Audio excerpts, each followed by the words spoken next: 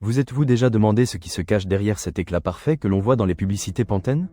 Ce n'est pas seulement du shampoing. C'est une histoire de science, de marketing audacieux et, bien sûr, d'un mythe juteux. Notre histoire commence dans la Suisse de l'après-guerre, en 1945.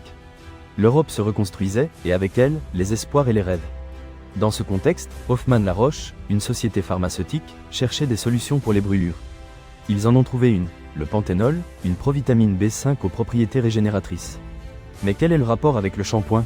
Patience. Quelques années plus tard, dans les années 1940, la société a remarqué quelque chose de curieux. Le panthénol ne guérissait pas seulement les brûlures, mais améliorait également la santé des cheveux. Il les fortifiait, leur donnait de l'éclat, les rendait différents. C'est alors que Pantene est né, baptisé ainsi en référence à son ingrédient vedette. Le premier Pantene n'était pas destiné au marché de masse. C'était un produit de luxe, vendu dans d'élégants flacons en verre en Europe. Son public cible, l'élite, les femmes qui pouvaient se permettre d'avoir des cheveux éclatants. Le flacon doré, symbole de luxe et de sophistication, est devenu sa marque de fabrique. Le premier obstacle était précisément celui-là, le prix. Pantene était cher, très cher. Convaincre les gens qu'il valait la peine d'investir dans un tel shampoing n'a pas été facile. Mais la qualité parlait d'elle-même. Et le bruit s'est répandu. Pantene était le secret des stars de cinéma, des mannequins, des femmes qui avaient tout. Les années 1960 ont marqué un tournant. Pantene a traversé l'Atlantique, arrivant sur les étagères des grands magasins aux États-Unis. Mais la concurrence était féroce. Marques établies, budget marketing énorme. Pantene avait besoin d'un coup d'éclat. Et ils l'ont trouvé dans le slogan, le shampoing qui fonctionne vraiment. Un message direct, sans détour. Pantene promettait des résultats, et les tenait. Les ventes ont commencé à croître, portées par le bouche à oreille et par des campagnes publicitaires qui montraient des femmes avec des chevelures spectaculaires. En 1985, Procter & Gamble, P&G, le géant des produits de consommation, a acheté Pantene. C'était un coup de maître. P&G avait l'infrastructure, le réseau de distribution et la force publicitaire pour faire passer Pantene à un autre niveau. Et ils l'ont fait. Pantene s'est réinventé. Il a cessé d'être un produit de niche pour devenir une marque mondiale. Des gammes ont été créées pour différents types de cheveux, des investissements ont été réalisés dans la recherche et le développement, et des campagnes publicitaires qui ont marqué une époque ont été lancées. Vous vous souvenez des publicités Pantene Pro V des années 90? Des cheveux qui défiaient la gravité, des mannequins avec des chevelures parfaites qui semblaient sortis d'un conte de fées. C'était l'ère des vitamines pour les cheveux. Et c'est là que notre mythe entre en jeu. On disait que Pantene Pro V contenait une formule secrète, un mélange de vitamines et de nutriments qui transformait les cheveux du jour au lendemain.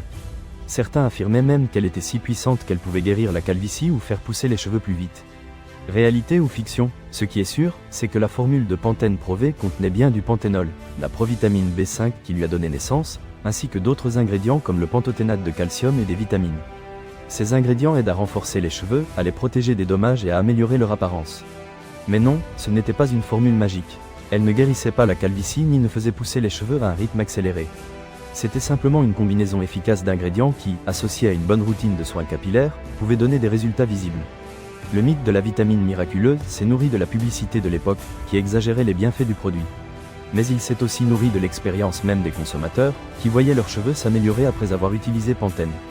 Aujourd'hui, Pantene est l'une des marques de soins capillaires les plus vendues au monde.